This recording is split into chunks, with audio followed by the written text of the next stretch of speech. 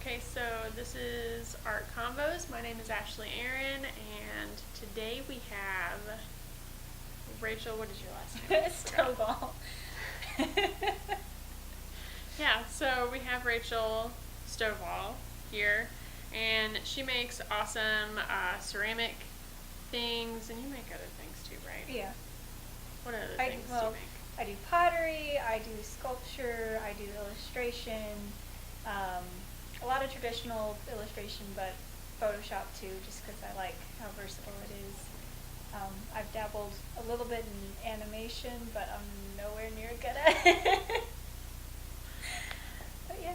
I don't think I could ever do animation. I think that's the one thing that I'm like, I don't think I can either, but it's still fun to pretend that I can sometimes. it is nice to pretend you can do things sometimes. I pretend I can crochet.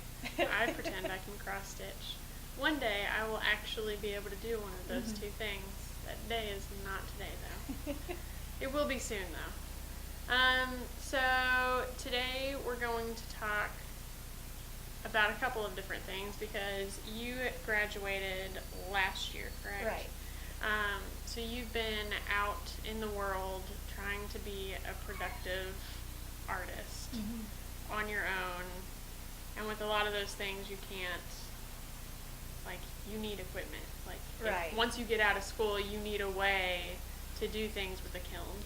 Especially if you're a sculpture major. Like illustration, it's very versatile where you can do it on paper, or you could go a little more high end and do it on the computer with tablets and everything. But mostly, if you've got a pencil and paper, you're set. You're on your way to at least start building a portfolio or building up materials, and they're not terribly expensive unless you've got like the Cintiq or something, which is what, $1,000. Yeah, But something like that. you can always, get away with getting a little Wacom tablet for maybe $100 and still do pretty well. But like with sculpture, you need the space. You need, for me, like with ceramics, I need a kiln. I need a place to buy my clay, all my glaze materials, and it's just a lot. Yeah, I feel like that's one thing that schools do not teach artists. Like, you don't really need to talk to somebody whose major is drawing or whose major is illustration, or even necessarily a person whose major is painting, about like how to be an artist after school. But a sculpture person, if you're doing woodworking, like, you're going to need tools to do that. You're definitely going to need a nice dry space, because throwing your tools outside is not suitable, because what if it starts to rain? Yeah, or even just the power that needs for all your tools, and the safety precautions of having it, say, inside of your house. Like there's wood chips, and there's dust, and there's all these other possibilities where you could just potentially harm yourself or others around you with what you're trying to create. Especially with ceramics, because, I make my own glazes, so it's like all that powder and all that raw material. If somebody breathes that in, then it could cause, damage to them.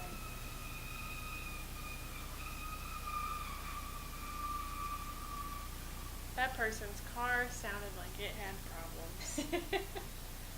I guess you can cut that. I could. I don't even know if that pitch will come across in the thing. I know the dog will if the dog is loud enough. Yeah, I really just feel like they don't cover that, because I've seen so many students either at MCA or at U of M who graduate and they don't have a single thing. They don't have a plan for how to make the art once they're out of school. So a lot of times your teachers won't even bring it up. Like, I know with with Leandra, she was always like, you need to always be on the lookout for this, always be on the lookout for that, but mostly because she's a bit of a hoarder. But, but in my other sculpture classes, it's like we always had all the tools, all the materials right there at our fingertips. And yeah, we paid tuition, or still paying tuition, but it's like after you graduate, you pretty much have nothing other than what you've accumulated over the years. And for me, mainly it was just like the space. I didn't have a kiln.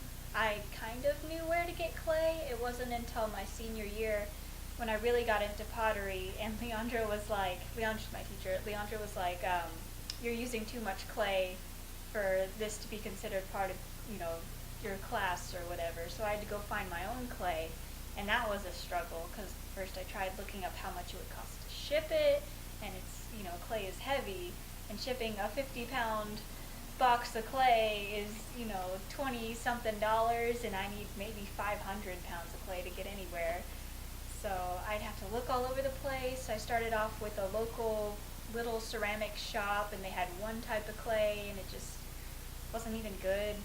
So eventually, now I make trips out to Nashville every 3 months or so to get all my materials. Oh, wow. Just because that's what it takes. But, I mean, at the same time, when I first started off in college, or maybe was around sophomore or junior year, I wasn't even thinking about that stuff.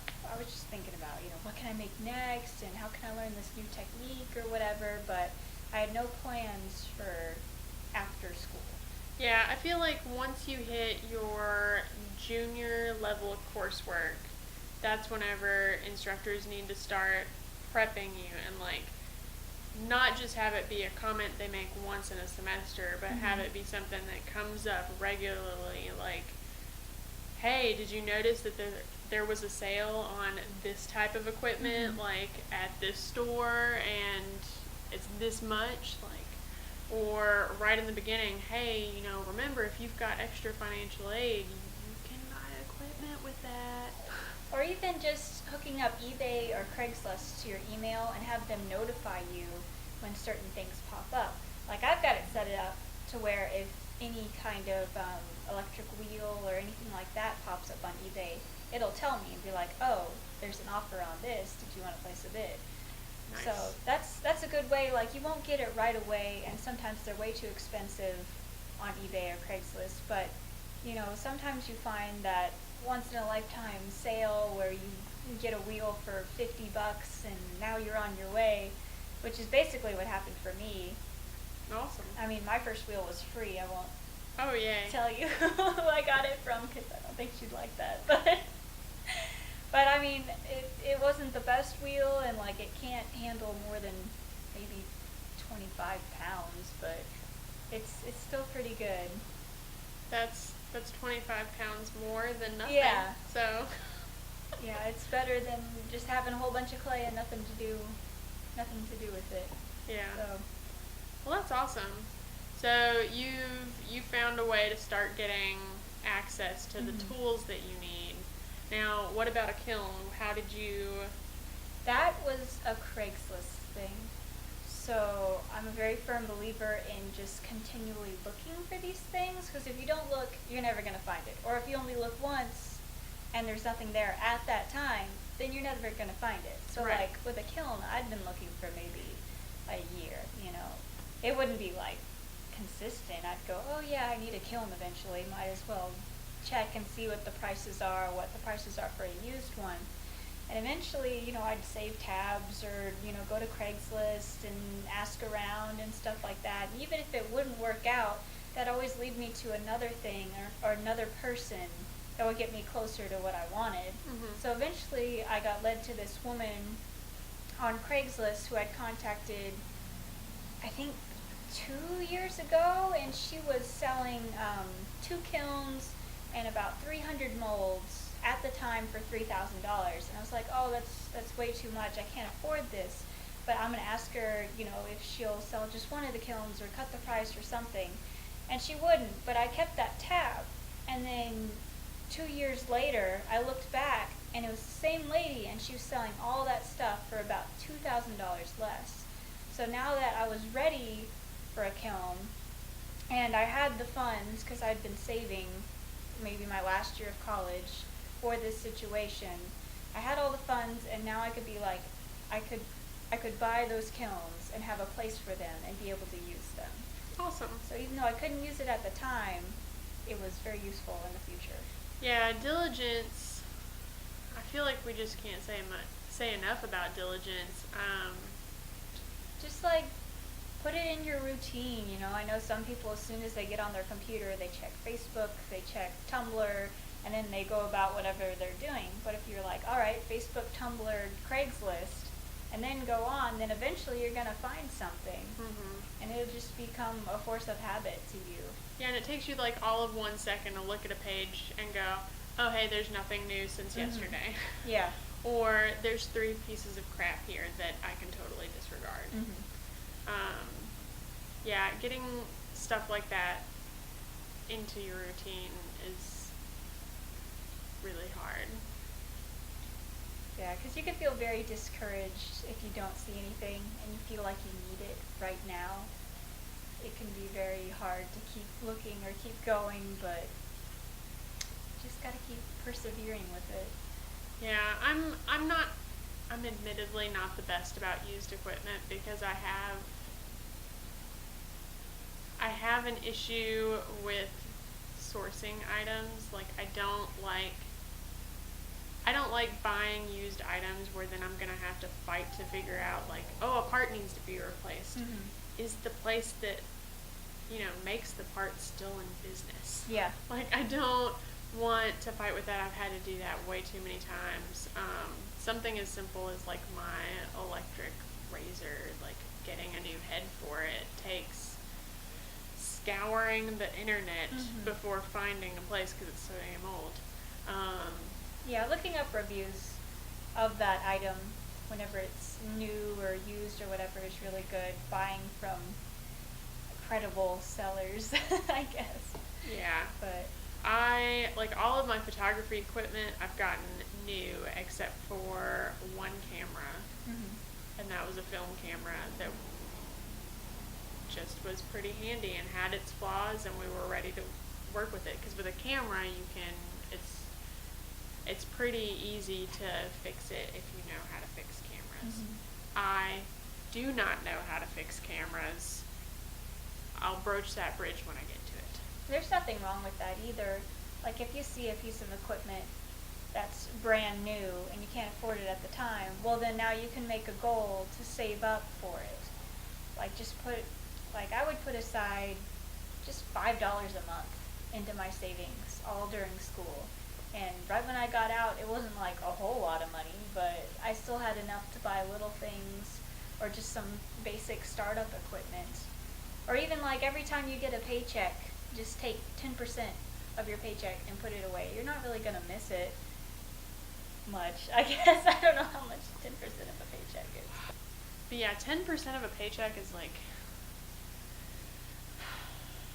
it hurts my soul. Like I know that so many words of wisdom are out there that say like you need to put 10% of each of your paychecks into a savings account. And it's like, that is great advice. Yes, admittedly, sure. But if you're broke, yeah, that's very true. If you're broke and you've got a paycheck and that paycheck is $500, that paycheck is $1,000, whatever, 10% is a lot of money. Well, 10% of 500 is what, $50?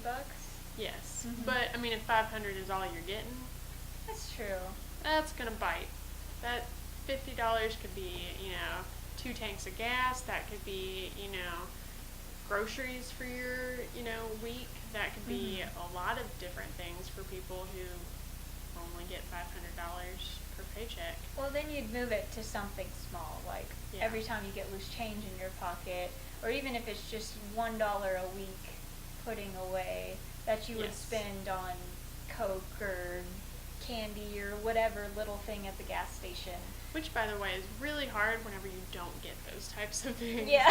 But everybody gets change at some point. Yeah. So if you're watching this and you have a hard time saving, I recommend a coffee jar, and you just put like loose ones and change that you pick up off the street because you need to be that person.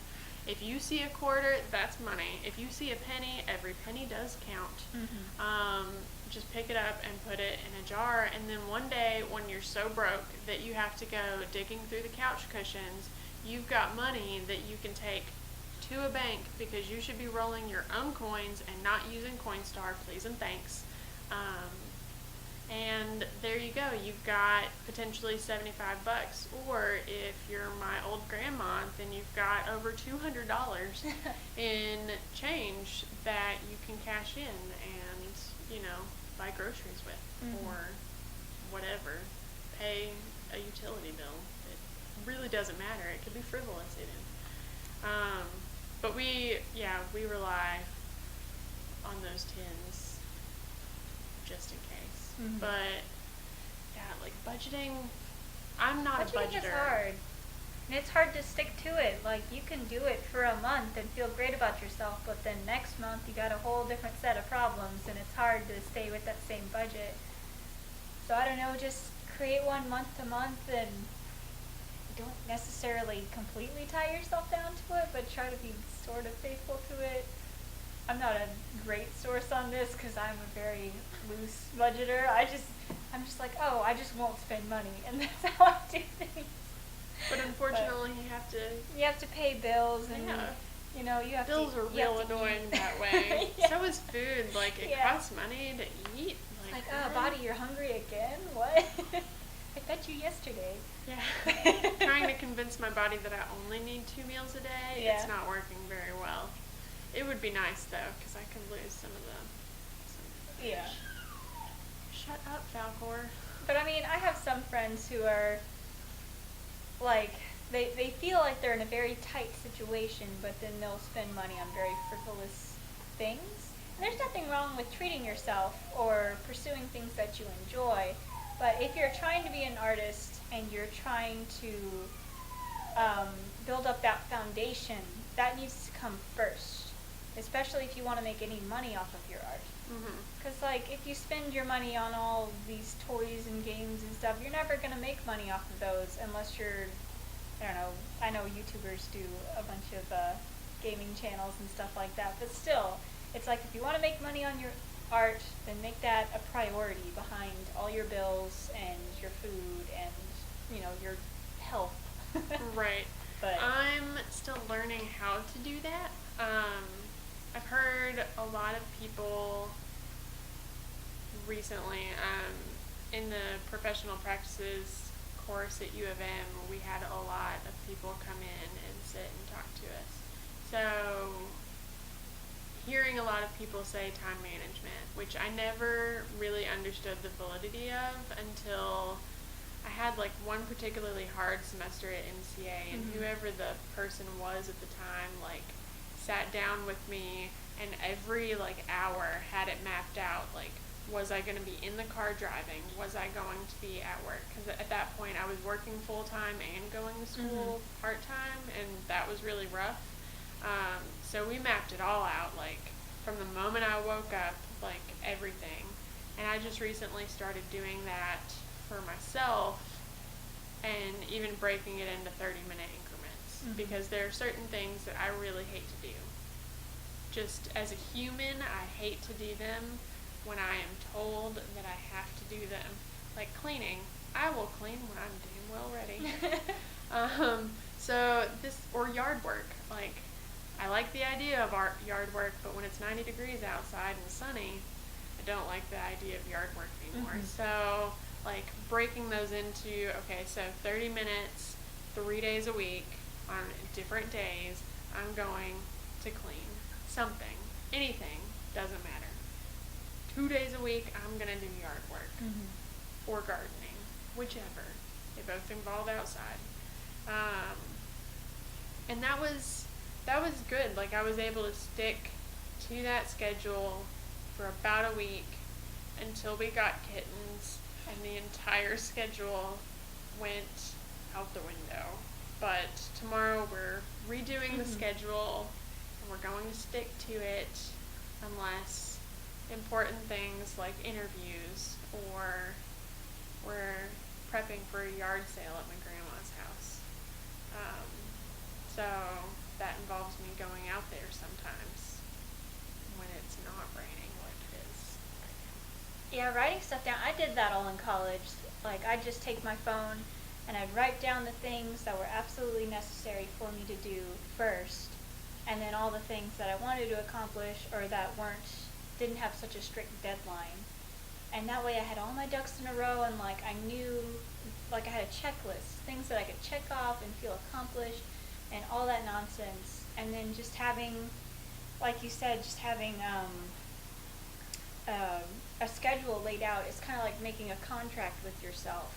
Like, I am going to do this, even if it's just like a thought of maybe I won't stick exactly to it, but your intentions are there on the paper and you know what needs to be done. Right. Like, whenever I did this schedule, at first I did it with the intent to have, like, my entire day packed. But as I was doing it, I realized I don't have enough things to fit in an entire day. Because I was, like, even mapping out, like, when I eat lunch, or like how long it takes to cook dinner, and doing groceries and all of that jazz, and that was great, but you gotta put some free time in there. So I ended up with like 1 or 2 hours of like just free chunks. So if for some reason something happened and the day did get pushed back, then hey, the free time's just moving. That's what it is. Yeah. If you string yourself too tight, then eventually you're gonna break. Like, you can't be an adult all the time. Sometimes you just gotta relax. Sometimes it is perfectly acceptable to wear your PJs and watch Netflix. Yeah. I have this house that is like mine, and so I can make changes to it, and that's great. I could, feasibly build myself a workspace in the backyard so that I could make large sculptures, or I could have a photo studio, or whatever. I could do those things if I wanted to. If you have the time and the funds to. Right. But a lot of people don't, especially whenever they get straight out of college, they don't have that kind of setup. Right. A lot of people are just living out of apartments, or they've got a lot of roommates, and there's not really a space to do anything. Right, and so you live with one or more roommates. I live with 3. 3 roommates. That's a lot of people. When you do finally live by yourself, it's probably going to be really weird. It's gonna be really quiet. I don't know if I'll ever live by myself. Just get a lot of pets, because they really make it feel a lot more alive. Like you're not alone. Yes. Yes, you could be a crazy cat lady or a crazy dog lady. Just embrace it. And eventually they'll all decide to go to sleep, as they are. But yeah, I've been there too, where just crammed in a little tiny apartment, maybe about as big as this room, with 3 other people, and it's like there's no space to work. I'm a ceramicist, can't exactly kick out the wheel. In the living room, I mean, there's barely enough room for me in the living room, and it's all carpet or whatever. So sometimes you just gotta bite the bullet and be patient and write down all your little hopes and dreams on paper or something. Yeah. Because for a while, that's what I did. I would just like collect pictures. I'd collect, price quotes of things, and I'd just put them all in a little notebook and be like, someday I'm gonna have these things. Well, what do you do now that you've got the kilns, and you've got like a source for your clay and all of that stuff? Like, now it's pretty smooth sailing. Like, I can make anything I want. I can basically do anything I want. But at the same time, there's a lot of not necessarily pressure, but it's like a lot of wondering what to do now that I have the means. It's like, that's cool. I'm out of the valley, and now I'm kind of climbing up the mountain, like, what am I supposed to be doing? But I still do pottery, and I sell it at festivals, and then I'm slowly, very slowly, working on my portfolio for my MFA, which I want to get eventually in the next year or 2. Fingers crossed. But Good luck with that. You could also use like some of your time to do like residencies. yeah, I'm actually beforehand. doing an internship in China with Leandra this summer. Wow, Next month. that's cool. Yeah, You it'll already be a got lot of fun. all your stuff Yeah, ready. my passport and my ticket and everything. It's expensive. Kind of But jealous yeah. of you, just a little bit. China's definitely not on my top 3, but Yeah, I would have never thought about going to China, but it is like play central, so I don't know. that's a very fair point. Mm-hmm. That's cool. Well, so you've got 3 roommates, so you're saying like now in your new digs you've got enough space. Yeah, we moved into a house, so we're renting this house, and it's got a little detached garage, Ooh. which is very nice. It kind of floods when it gets really rainy, but I mean, I work with clay. It's all dirt and water, so. Right. That's cool. Yeah, I always thought like my dream in finding a house in Midtown Memphis was to find a house that had like a studio or an office or whatever out back. But those houses are expensive. Yep. And it's hard to find a house in Memphis with a garage of any sort. They've all got those little overhang things. Yeah, they're carports. Yeah. There are a lot of houses in this area ish. Like not right in my block, obviously, but a little bit further east that have detached garages. Mhm. Like they've got like an alley and the garage is like on the alley, and then there's their backyard and then there's their house, which is weird, but works. And there's one house in particular that has like this half of a silo, Mhm. whatever. Like I don't know if I don't know what it is. Like, is that where they garden? Because it could be. Or is that like a garage? Because I've seen those like that before. I don't know. I always want to stop at their house and be like, what's that thing in your backyard? I'm curious. I'm sure they'd appreciate that. I want to do that to a lot of houses, to be perfectly honest. Like, hey, your house is cool. I just wanted to tell you that. Okay, bye. I love Memphis in so many ways. I don't like that the city overall does not respect the arts. Mhm. It's getting better Slowly. but it's like a trickle down effect. It's not. Yeah. It's still more about commercial art rather than, oh, this is a one-of-a-kind thing. Like selling my pottery, I've had someone come up to me, pick up a bowl, and go, $20 for a bowl, give me the stank eye, and then put it down and walk away. And I'm like, yeah, this isn't Walmart. Like, you can't buy a bowl for $2. I made this. I spent, a week of my life creating these 20 or something bowls. Yeah, especially with pottery, I feel like people don't understand that that's what's going into Mhm. it. Like, if you're making all of those things literally by hand and not necessarily using a mold, then yeah, it does take even more time than Mhm. a mold would. I know nothing about pottery, despite all of my grandma's years as a ceramicist. She has told me very little to nothing about the actual process. I don't think I've ever actually watched a person do it. It's a big process, just from, making it a lump of clay and then turning it into something like a bowl or a mug or whatever. And then you have to go through all the chemistry of glaze and firing temperatures and cooling rates and all that. And it's a lot of, it's a big process. It sounds stressful. It can be, but I mean, once you know what you're doing, it's pretty plug and chug. Like, I can do things pretty quickly now, but at the beginning it was definitely very stressful and time consuming trying to figure out how to make this color, how to make that color, how to make it really shiny or opaque or whatever. So many different things could go wrong if you cooled down too fast or heated up too quickly or just anything like that. So, Temperature sucks with arts. yeah. Like, it's a thing that you have to fight with in the dark room as well. Temperature's off too much, then things are about to go horribly, horribly wrong. The chemicals are going to act not the way they need to. Everything's going to be bad. Yeah, I don't like things that are temperature-based. It's very time-based, too. Like, if I want to make a bowl by, say, Friday. Well, that's not going to happen. I've got to have at least 2 to 3 weeks to plan beforehand to make that thing and get the process going.